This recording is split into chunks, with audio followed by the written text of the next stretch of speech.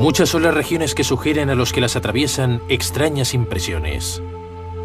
Los paisajes extraordinarios de la región del Verdon en Francia son visitados cada año por miles de personas mientras esconden una historia fabulosa donde la leyenda a veces roza la realidad. El gran secreto de los templarios.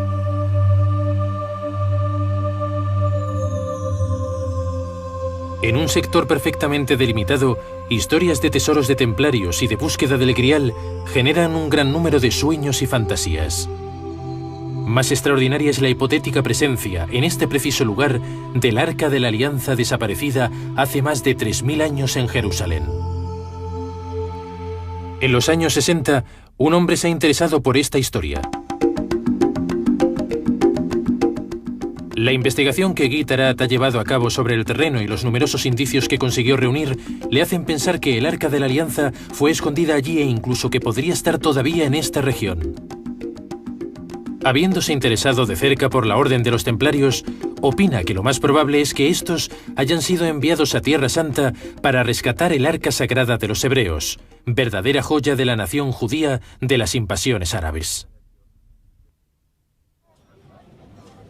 Una cosa es cierta, y es que el Arca de la Alianza de verdad ha existido. En la Biblia, el mayor libro de todos los libros, se encuentran varias referencias acerca de ella. Estamos seguros de que el Arca ha desaparecido. La historia nos lo ha enseñado y por eso hay varios arqueólogos judíos intentando encontrar la joya de esta nación. Efectivamente, Yigael Yadin, incluso Moshe Dayan, han estado buscando este cofre sagrado.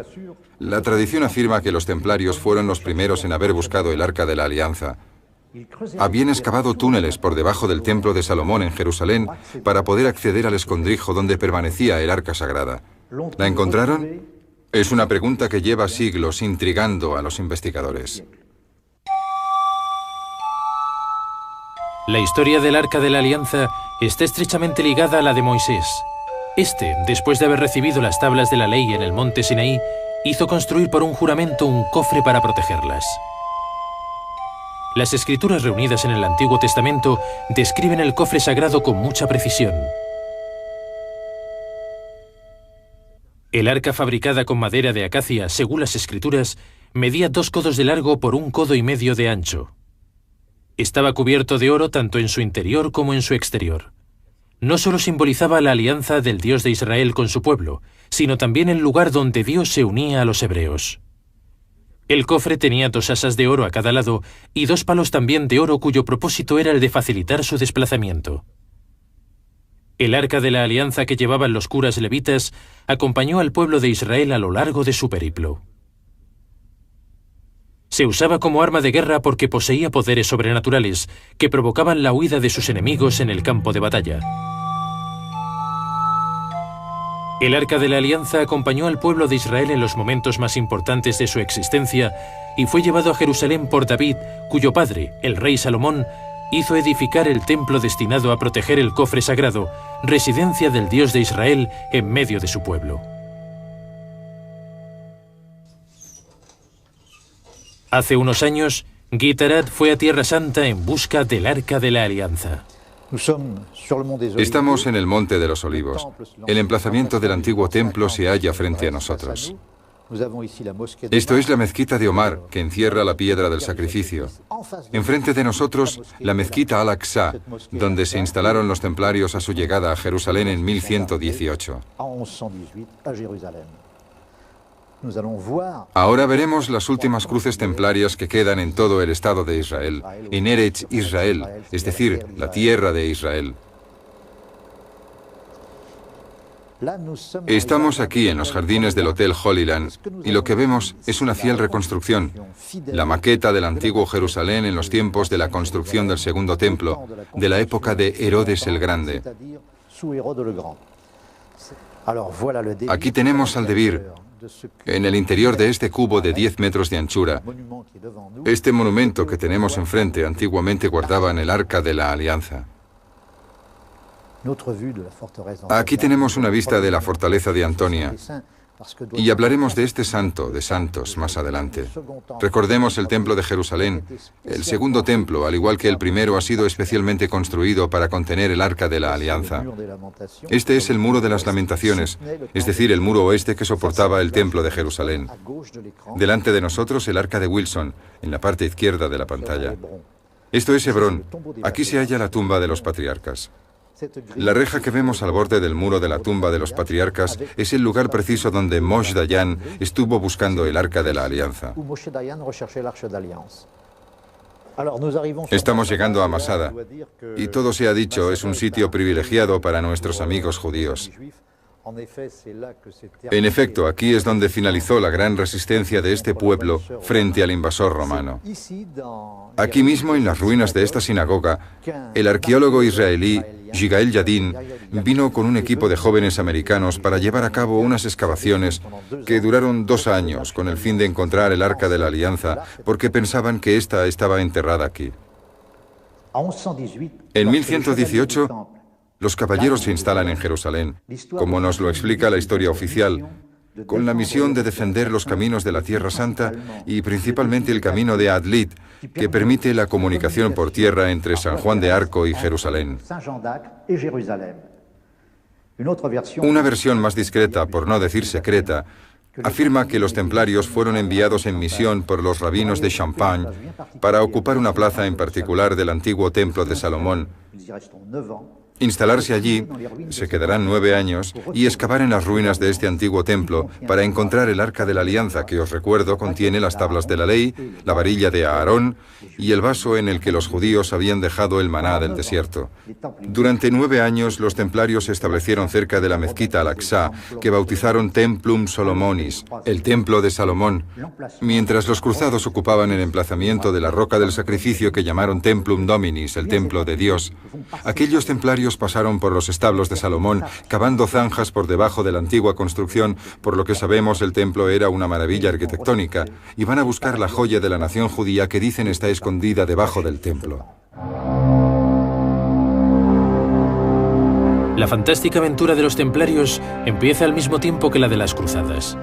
Cuando en 1095 el Papa Urbano II predica por la defensa de los lugares sagrados amenazados por las invasiones árabes, los grandes señores de entonces y sus caballeros parten a la reconquista de las tierras cristianas orientales. Jerusalén está amenazada y con ella toda la historia cristiana corre peligro. El Santo Sepulcro, los caminos del Calvario y de la Pasión de Cristo corren el riesgo de ser apropiados por los caballeros árabes. Desde su castillo de los Ardennes, Godofredo de Bouillon, respondiendo al llamamiento del Papa, toma las armas para ser uno de los primeros en entrar en Jerusalén.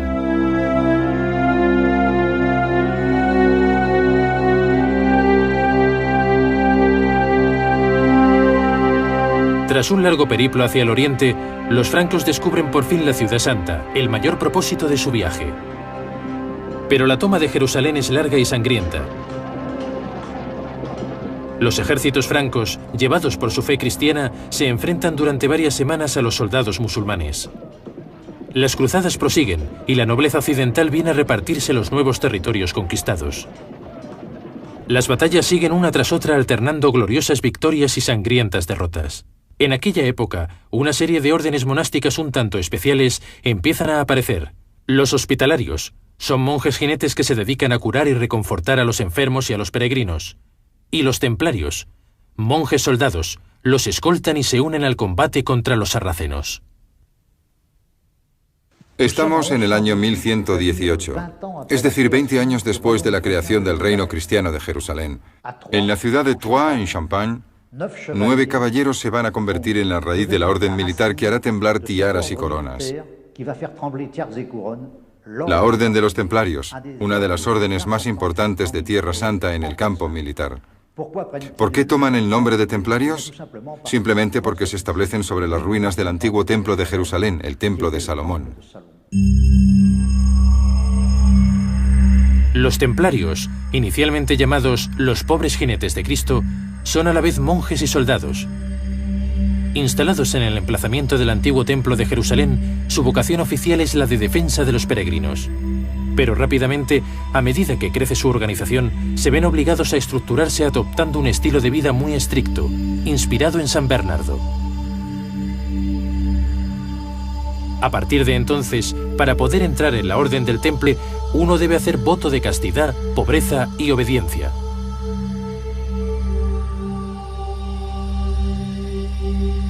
La nueva vocación traspasa los límites de su vocación inicial. Las donaciones abundan viniendo de toda Europa y se forma una organización rica y poderosa con unas sólidas bases. La Orden del Temple edifica sus encomiendas, sus castillos y participa indirectamente en la construcción de las primeras catedrales. El rigor y la devoción que los templarios profesan hacia los más pobres les hace rápidamente merecedores de un gran respeto. El rey de Francia les confía su tesoro que será depositado en la jefatura de París. La torre del templo, inexpugnable e indestructible, refleja la imagen de la orden. Los pobres jinetes de Cristo se convierten poco a poco en poderosos banqueros y administradores y pronto suscitan envidia. El rey de Francia, Felipe el Hermoso, codicia en secreto la riqueza de los templarios. Con la ayuda de su consejero, Guillermo de Nogaret, y más tarde la de Bertrand de Got, papa bajo el apodo de Clemente V, el rey logra obtener la supresión de la Orden del Temple después de haber formado un simulacro de juicio. El día 13 de octubre de 1307, al amanecer, todos los templarios de Francia son detenidos y encarcelados. Muchos de ellos serán empujados a la hoguera al haber confesado bajo tortura. Jacques de Molay, el último gran maestro de la orden, será quemado vivo el 11 de marzo de 1314 en París. Pero la verdadera leyenda de los jinetes de los blancos mantos no hace más que empezar. Claro está que existen muchos secretos en torno a la Orden de los Templarios. Esta orden funcionaba siguiendo una doble articulación. Una conocida por el Papa y el Rey de Francia, y otra mucho más discreta instalada en el interior mismo del templo. Es un hecho reconocido que cuando los hombres quieren dejar un mensaje para la posteridad, siempre se lo confían a las piedras. Cuando uno se encuentra en un lugar templario y lo examina, se da cuenta de que todavía quedan mensajes por descifrar. Los templarios seguramente practicaban la alquimia. Algunos dicen que este conocimiento de la transmutación de la materia la adquirieron por sus hermanos musulmanes mientras vivían en Tierra Santa. Cabe recordar que el Islam había hecho florecer en aquella época una fantástica civilización. Pero creo que deberíamos relativizar. No podemos atribuirles a los templarios todos los tesoros del mundo. Los templarios han sido ricos, riquísimos. Han sido prestamistas, banqueros, poseían 12.000 casas y encomiendas en suelo europeo. Pero de eso a pensar que cada encomienda esconde un tesoro es ir demasiado lejos. Pasa lo mismo que cuando uno evoca el famoso Baphomet. ¿Qué era el Baphomet? Si prestamos atención a los textos relativos a la Orden del Templo, donde leemos los interrogatorios hechos a los templarios bajo tortura, vemos que algunos hacen referencia a una cabeza. Creo que hay que ser prudente y quizá debamos analizar el término Baphomet en su verdadera esencia, lo cual significa el bautismo por el fuego. Y esto nos dirige hacia el Pentecostés de los católicos, cuando las lenguas de fuego bajan sobre los discípulos y les proporcionan el conocimiento de las lenguas y la sabiduría. El tal Baphomet venerado por los templarios podría ser precisamente esta gran sabiduría que habían adquirido y que les había dado el poder sobre todos los que les rodeaban con una gestión iniciática que todavía no se ha superado.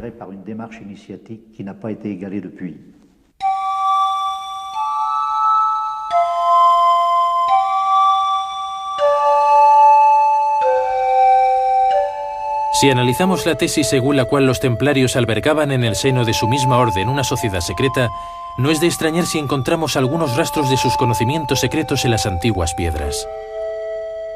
Cerca de la frontera italiana, el pueblecito de Utel, situado a unos 800 metros por encima del nivel del mar, parece confirmar de forma sorprendente esta teoría. Verdaderos libros de piedra, las casas de Utel nos permiten entrever parte de sus conocimientos.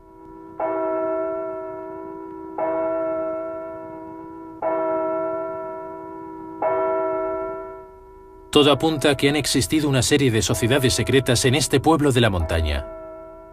Los mismísimos templarios han grabado su presencia con numerosas inscripciones y símbolos. Aunque no exista ninguna arquitectura templaria propia, por así decir, sí subsiste un lenguaje cifrado perfectamente comprensible por los conocedores. De forma que los jinetes del Temple podían comunicarse mensajes secretos con la mayor seguridad. Estamos aquí frente a la casa de los templarios de Utel y descubrimos en esta placa que representa a los ángeles de grandes manos, un verdadero trabajo simbólico que nos legaron los jinetes de los blancos mantos. Como podemos ver, los dos ángeles están debajo de una bóveda formada por una opalanda de 42 nudos. Este símbolo representa la unión de los hombres sobre la faz de la tierra. Un detalle muy importante. Estos dos ángeles tienen unas manos muy grandes. Los templarios que aplicaban la ley de San Benito sabían que el trabajo manual era tan importante como el trabajo espiritual. Estos dos ángeles son los que giran la rueda del tiempo, es decir, la del mundo. Hemos constatado que en uno de los lados de esta placa, los revolucionarios de 1791 han destruido la flor de lis que todavía se puede ver en el lado izquierdo. En el lado derecho están representadas las armas de la Casa de Saboya, que fueron añadidas posteriormente. Los templarios predicaban mediante la imagen y la alegoría. Otro testimonio de sus conocimientos es esta placa que encierra un mensaje mnemotécnico para los caravaneros de la sal que usaban este camino. En efecto, aquí podemos ver un aro que servía para atar a los caballos o a los mulos. Esta placa es muy interesante. Los puristas que se interesan por el simbolismo enseguida se darán cuenta del anacronismo. El compás está representado antes que la escuadra. Por algo será. Y este es el mensaje que nos han dejado los jinetes de los blancos mantos. Abre los brazos de tu compás. Trabaja en la rectitud que nos impone el símbolo de la escuadra.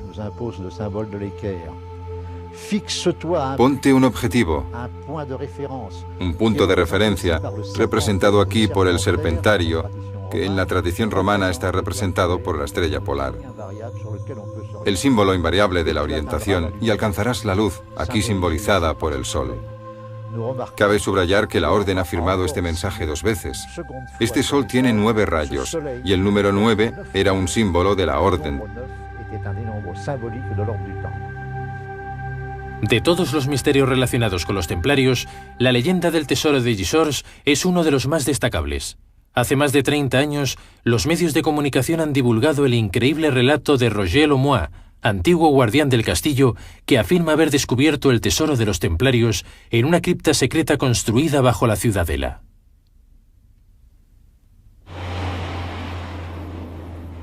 En Rennes-le-Château, al sur de Francia, otra leyenda, más extraordinaria todavía, continúa haciendo soñar a los cazatesoros. A finales del siglo pasado, el padre Berenger Saunier, cura de aquella pequeña parroquia, empieza a gastar importantes sumas de dinero no solo por la restauración de su iglesia, sino también para fines personales. Se compra terrenos, hace edificar una suntuosa villa en un parque habilitado y empieza a gastar sin contar durante varios años. ¿Es posible que haya encontrado, como muchos dicen, el hipotético tesoro de los templarios? El descubrimiento de pergaminos en uno de los pilares de su iglesia quizás lo hayan dirigido sobre la pista de la fortuna de los templarios. En efecto, esta región cercana a los Pirineos fue ocupada muy pronto por los templarios. Situado en las proximidades de la frontera española, es un sitio histórico privilegiado. ¿Fue escogido por los templarios para esconder el fabuloso tesoro?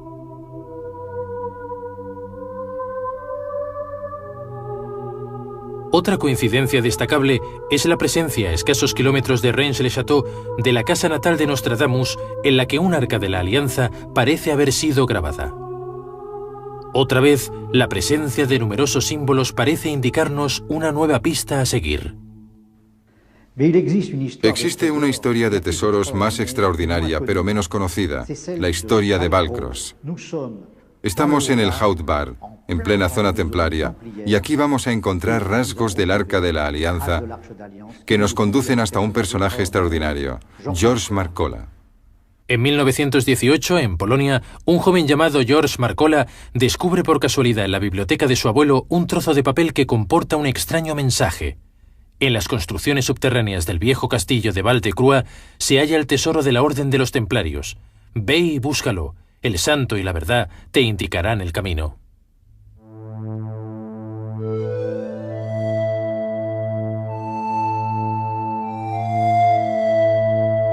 El pequeño castillo de Valcros, situado cerca de Castellán, fue construido sobre unas tierras que habían pertenecido a los templarios. Cuando George Marcola lo compró en 1953, descubre en la capilla un cuadro peculiar que representa a San Agustín sujetando con la mano izquierda un corazón resplandeciente que lleva escrito Veritas. Para él, no cabe duda de que el santo y la verdad se han reunido en Val-de-Croix. Aquí es donde debe buscarse el tesoro de los templarios. Guy Tarat conoce bien el castillo de Valcros por haberlo visitado en varias ocasiones. Al principio, las excavaciones de Marcola son muy rudimentarias, por no decir poco rigurosas. Se rodea de zahoríes y de radiestesistas para sondear el terreno.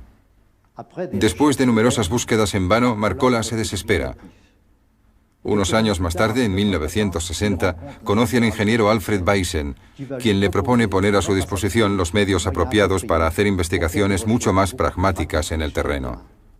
Alfred Baysen propone entonces analizar el cuadro por un laboratorio especializado. Las conclusiones que sacan los expertos son sorprendentes. Tras varios test de rayos X, el cuadro deja entrever decenas de criptogramas. En realidad, según Baysen, este cuadro representaba una carta de la región del Verdón y la mención de numerosos lugares. En el libro que escribió para contar sus años de investigación, Baysen bautiza esta región con el nombre de la Isla de los Vigilantes. Parece que Baysen ha destacado que, elevándose en el espacio, se podía distinguir desde el aire la posición sobre la Tierra de un zodíaco gigante trazado por unas civilizaciones antiguas. Hay gente que lo ha averiguado recopilando mapas, aventurándose sobre el terreno, etc. Pero no logramos encontrar el rastro del famoso zodíaco, aunque es un descubrimiento acreditado por varios esotéricos. Paul Amorós conoce esta región mejor que nadie. Se instaló hace 15 años cerca del castillo de Valcros y se pasa el tiempo dando largos paseos por la montaña y trabajando de molinero y de panadero. El molino de Soleis, donde él vive, es el último molino de harina activo en el sur de Francia.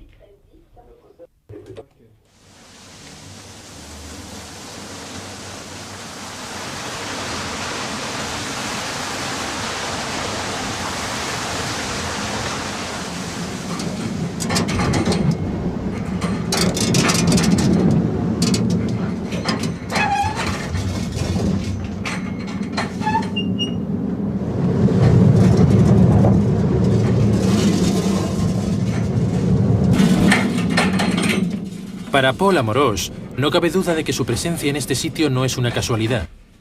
Él también desea aportar respuestas a los misterios que rodean su región. Sin embargo, no comparte por completo la tesis de Alfred Baysen, aunque esté convencido de que algunos lugares presentan unas características muy especiales. Al parecer hay un corazón encuadrado por unas vías de entrada, y los que saben leer los textos o los que saben orientarse en el terreno pueden descifrar algunas codificaciones. Baysen es uno de ellos. Ha sentido las vibraciones, ha intentado traducirlas, transmitirlas a los demás para entrar en el seno del corazón. Su famoso tesoro. Es cierto que sobre el terreno, algunas rocas tienen formas enigmáticas y de momento no tenemos respuestas.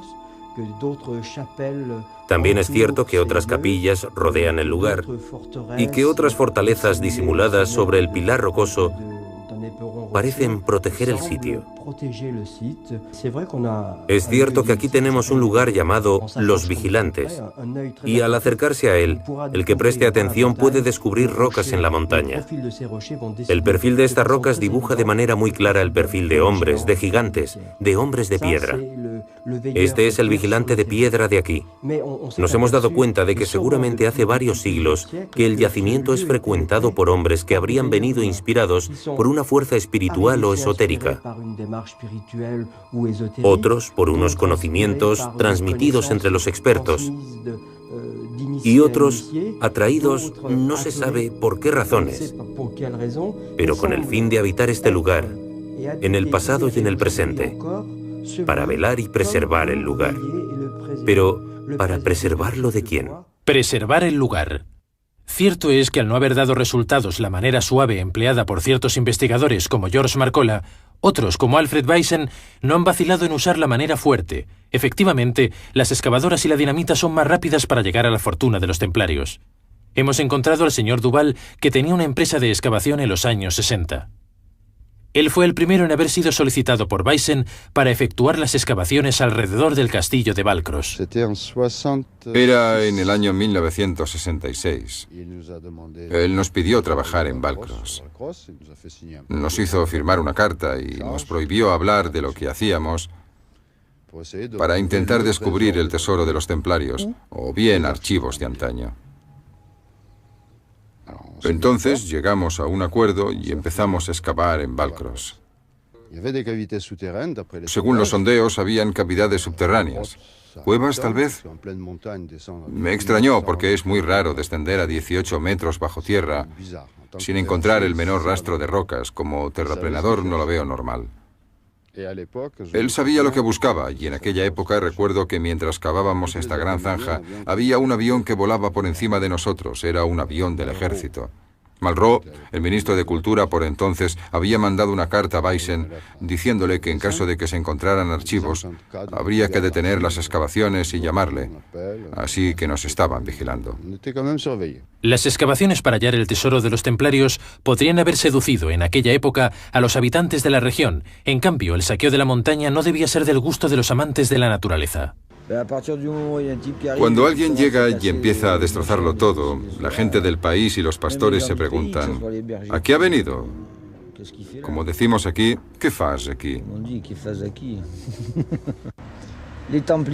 Para los templarios o para el resto, a mi parecer, el que debe encontrar algo lo encuentra en la vida. Y el que no debe encontrar nada no lo encuentra. Como se dice aquí, bien fall de Savrama. Una cosa es cierta, y es que tenemos capillas templarias por todas partes, y vías romanas y castillos también.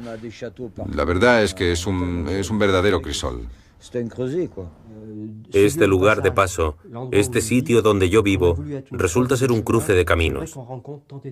Porque uno se encuentra con tantísima gente, pero también se encuentra a verdaderos locos excéntricos que piensan que tienen la respuesta a todos los problemas del mundo, todos los problemas esotéricos, que poseen el conocimiento, pero en realidad nada ha cambiado desde la creación del mundo hasta hoy. Y la excentricidad es encontrar una piedra y ver en ella una máscara diabólica o angelical, pero hay que dejarse de tonterías.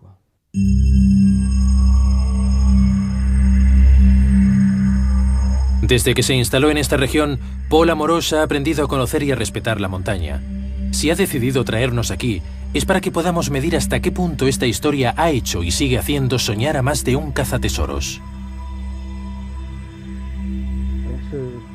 Este sitio es el resultado del trabajo efectuado por varios investigadores y me impresiona mucho lo que han hecho. Es desmesurado excavar hasta 8 metros de profundidad. ¿Y por qué han hecho este sondeo? Algunos investigadores dicen que debe haber una cavidad subterránea por debajo de este yacimiento llamado la Bastille Blanche. Y para mí no es más que un simple aprisco en ruinas. Pues algunos investigadores, por no nombrar a Weissen, pensaban que se trataba de la Tanor, el laboratorio del famoso maestro iluminado de Aviñón, Dom Pernetti. Y ha pensado, si el alquimista ha escondido algo, solo ha podido hacerlo en los subterráneos secretos de la Bastille Blanche. Por eso yo empleo la palabra sondeo, porque el término excavación es un poco excesivo teniendo en cuenta que una excavación arqueológica debe hacerse siguiendo unas reglas y esto se parece más a un saqueo. Yo, y solo hablo en primera persona, querría decir, miren, esto es lo que no se debe hacer. Si la erudición, los conocimientos intelectuales y esotéricos nos llevan a esto, ya no puedo creer en ellos. Por otro lado, también hay una zanja. El sondeo se ha hecho en dos partes. Un eje norte-sur y otro este-oeste. El investigador estaba seguro, mientras rebajaba la tierra, de que encontraría la famosa entrada. Pero no fue así. Una entrada significa tener unas llaves y el cerrajero no debía ser tan bueno.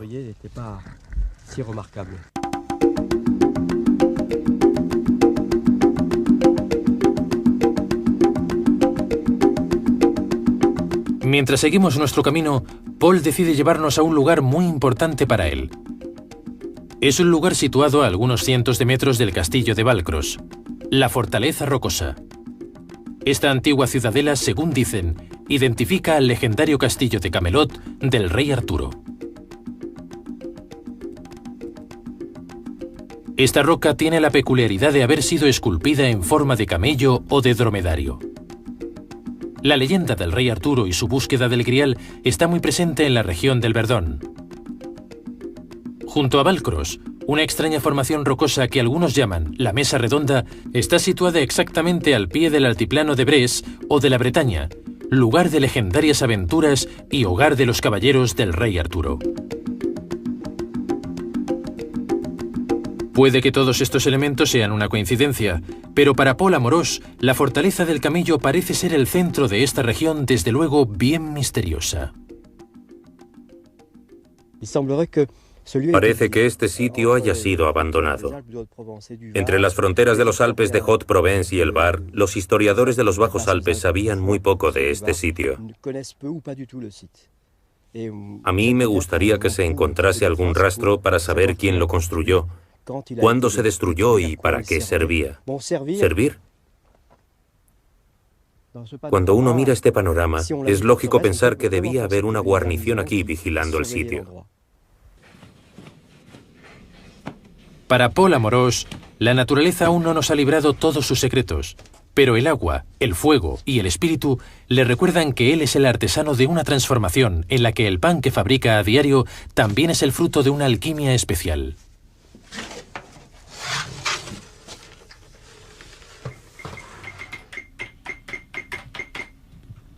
A unos 100 kilómetros de aquí, Guitarat se ha interesado por los misterios de Valcros y en particular al cuadro de San Agustín que encontró en la capilla del castillo.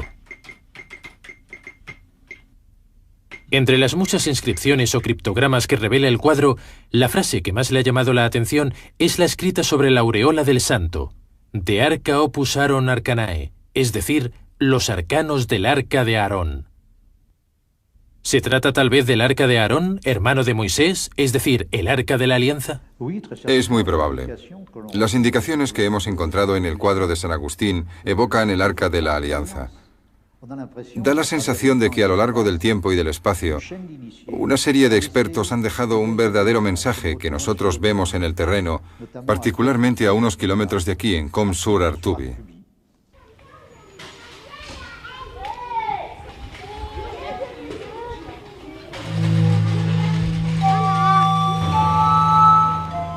A 20 kilómetros de la entrada del desfiladero del Verdón, Comps-sur-Artuby es una atractiva aldea de Haut-Var.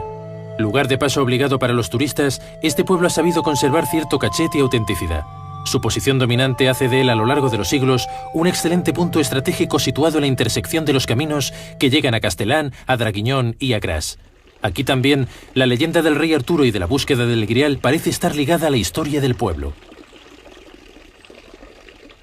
Los templarios y más tarde los caballeros hospitalarios se instalaron en Comps en el siglo XII. Uno de los vestigios más importantes es sin duda la iglesia que edificaron en la cumbre de la colina. Existen otras capillas aparentemente de la época templaria alrededor del pueblo en puntos estratégicos, pero es en la otra iglesia de Comps, una antigua capilla construida por los penitentes blancos, donde Guitarat ha realizado su mayor descubrimiento. La iglesia de Santa Filomena podría ser para el profano una simple iglesia de pueblo. Sin embargo, parece ser que sus muros esconden las llaves del misterio del Arca de la Alianza.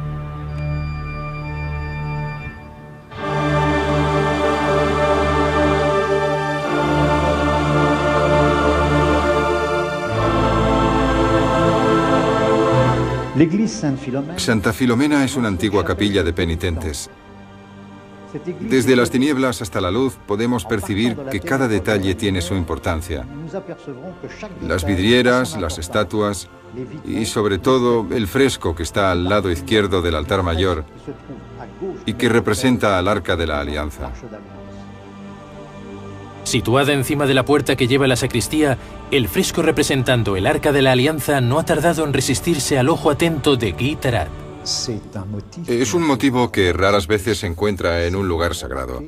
Aquí, como podéis ver, dos querubines han levantado la tapa del cofre sagrado y al pie del arca se puede ver el vaso religioso en el que los judíos ponían el maná que caía en el desierto. Justo al lado está la varilla de Aarón. Solo nos falta la tabla de la ley. Sabemos por los textos bíblicos que este cofre sagrado contenía el maná del desierto, la varilla de Aarón y las tablas de la ley. Estas tablas de la ley no están lejos. Hemos encontrado una en las manos de Santa Ana. Y aquí es cuando hay que aclarar un punto. En la iconografía cristiana, o mejor dicho, la católica, jamás Santa Ana ha sido representada con una tabla de la ley, sino desplegando una tora para la enseñanza de la Virgen. Si miramos atentamente a los dos querubines que abren el cofre del arca, nos damos cuenta de que uno de ellos lleva una serpiente en la espalda. Estos querubines tienen pies caprinos, pies de cabra, y cualquier purista diría que el Arca de la Alianza, tal y como está representada en la iglesia de Combs, no tiene nada que ver con la realidad, ya que las barras que vemos aquí y que servían para cargar con el cofre sagrado están implantadas longitudinalmente, mientras que en el plano del Arca de la Alianza que Dios le dio a Moisés, las barras estaban en la parte más estrecha del arca. Antes, en la iglesia de Santa Filomena, no he hablado de una particularidad que había y que es el detalle de una vidriera que se encuentra encima de la estatua de Santa Ana. Esta vidriera representa un arca, el arca del puente, o bien fonéticamente, el Arca de la Alianza. Este símbolo quizás signifique el paso de la tradición de un punto a otro, el paso del Arca Santa desde la tierra de Israel hasta el suelo francés. La alusión al Arca de la Alianza en un cuadro cifrado, la presencia de los templarios en Combs, la representación de este mismo arca en la iglesia de Santa Filomena, las tablas de la ley que sustituyen a la Torá de Santa Ana, todo nos lleva a creer que nos estamos acercando a la verdad. ¿Por qué tantos indicios en un mismo lugar? ¿Serán simples coincidencias? ¿Podría esconderse en esta región el Arca de la Alianza cuyo rastro hemos perdido hace mucho tiempo? Sin embargo, las pistas que hemos seguido no nos permiten localizarla. No obstante, Guy Tarat ha encontrado durante sus investigaciones un elemento nuevo y determinante en la cruzada que anda años llevando. A ejemplo del cuadro de San Agustín, la iglesia de Santa Filomena ha sido codificada. Dentro de este lugar sagrado, cada detalle tiene su importancia. Cada vidriera, cada estatua nos lleva a un punto muy particular de la zona. La vidriera sagrada de San Andrés nos lleva a la capilla de San Andrés, edificada en la cima de la colina de Combs. La vidriera de San Juan nos conduce a la capilla de San Juan, edificada justo al lado. Todos estos nombres, colocados sobre un mapa y luego sobre el terreno, resultan formar una figura cuando ligamos los puntos entre sí. Y esta figura es la proyección de la osa mayor sobre el suelo. Cuando uno sigue el recorrido que nos han señalado, llegamos a un punto especial donde nos dan un nombre en hebreo. Y este nombre es Aarón. A-R-O-N. En hebreo, Aarón significa el cofre sagrado, el Arca de la Alianza. Situado en las proximidades de Combs, ¿Aarón podría ponernos sobre una auténtica pista sobre el Arca de la Alianza?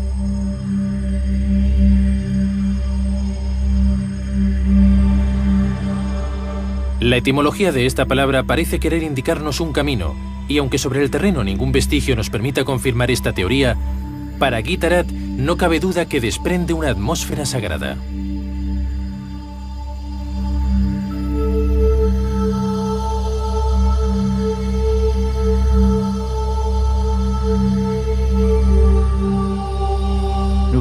Acabamos de emprender un verdadero camino iniciático. Una cuestión se impone. ¿Habrá pasado por aquí el Arca de la Alianza? ¿Se esconderá en esta región? No estamos seguros. Lo que sí sabemos es que estamos en una región verdaderamente sagrada. Es una región de una belleza sobrenatural, puede que la más bella de Francia. En el molino de Soleis, los gestos rituales de Paul Amorós también tienen algo de sagrado. Para él, esta región es un lugar cargado de energía, de emociones y de sensaciones. Este lugar, el corazón del Verdón, es un sitio donde uno debe pasar para regenerarse. Querría decir que el simple paseante, por fuerza, siente algo aquí. La única riqueza es esta. Es mi opinión, mi última convicción. No hay nada más por encontrar. Y extraer esta riqueza, ya que me la ofrecen, es mi manera de enriquecerme. Al final de este camino, si tengo suerte o con la ayuda de mis amigos, seguro que podremos elevarnos. Elevarse es un término un poco grotesco. Para mí, significa hacerse un hombre. De momento, tengo la sensación de ser un simple terrestre, un habitante del planeta Tierra que piensa cada día, no eres nada, o poca cosa. Mientras a veces, cuando me pongo un poco egocéntrico, me da la sensación de ser, junto con todos los demás hombres, el maestro del universo y no un simple terrestre.